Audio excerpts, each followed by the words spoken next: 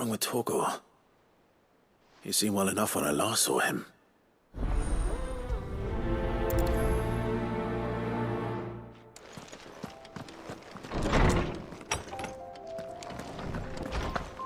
He cracked the crystal too?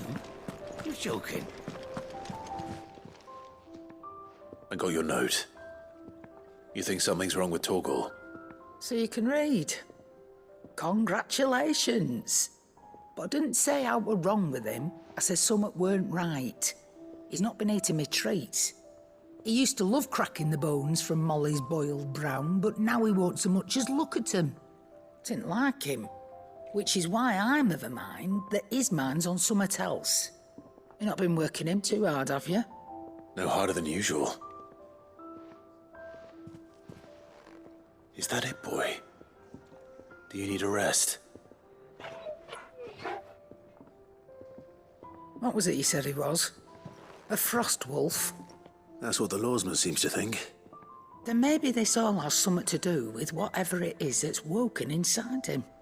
I suppose things have been different since Rosalith. Perhaps Hippocrates knows something. Instead of everything, you mean? Perhaps.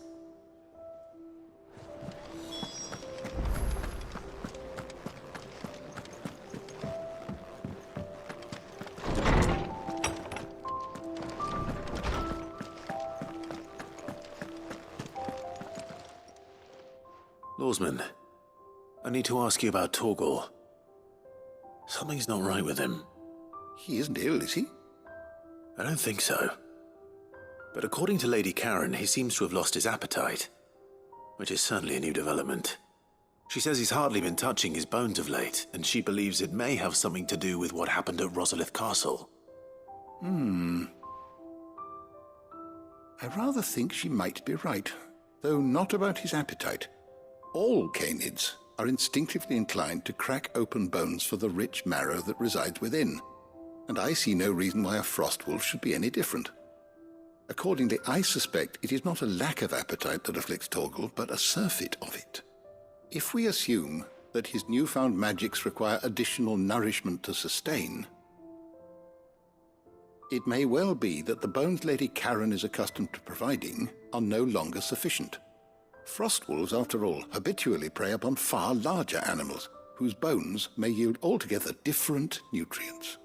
As to where one might find a suitable substitute, some antelopes that graze the meadows of eastern Rosaria have been known to grow to a size more than double that of their lesser cousins.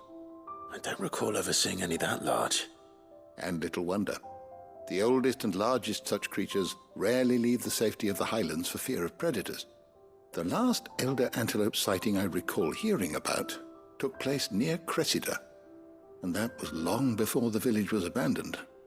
Even so, it seems like a good place to start. Good hunting, Clive.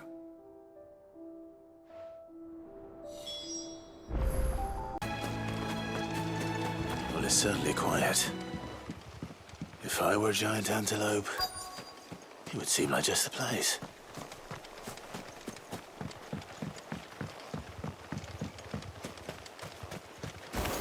I doubt we'll find one bigger than that. You hungry, Torgor?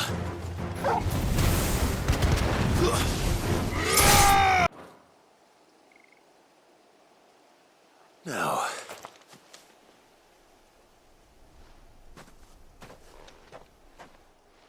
will it be enough, I wonder?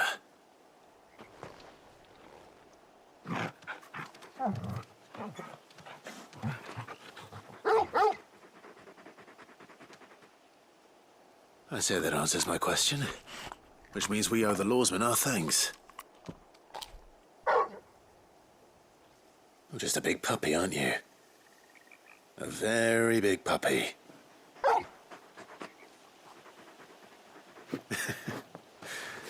You do know you can take that with you, Torgor.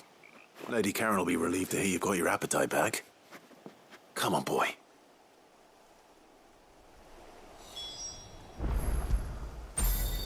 Get it, boy!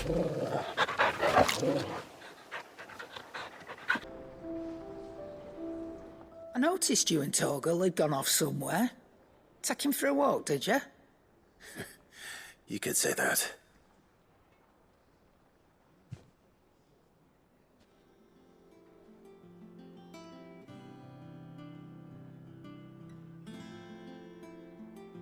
So, Molly's leftovers weren't good enough, eh? That'll teach me for treating you like you're still a pup. All right, no need to shout. Now we know what you're after, I can see about getting some in. Speaking of which, I brought one for later. Can I leave it with you?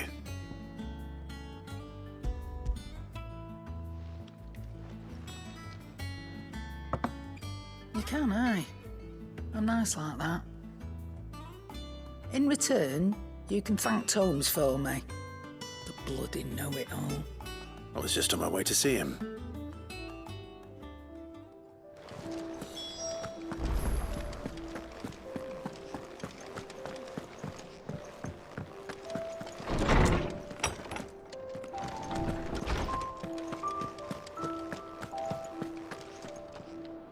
Ah, Clive. Were you able to locate your quarry? We were indeed, Lawsman. You pointed us in exactly the right direction. And Torgal's been a very happy hound ever since. Very good, very good. Lady Karen sends her thanks, by the way, for your part in solving the mystery. Ah. But that reminds me. After your last visit, I found myself pondering Torgal's talents. Do you recall our conversation concerning Lady Jill's role in Torgal's transformation? About how she somehow woke the power within him. Precisely that.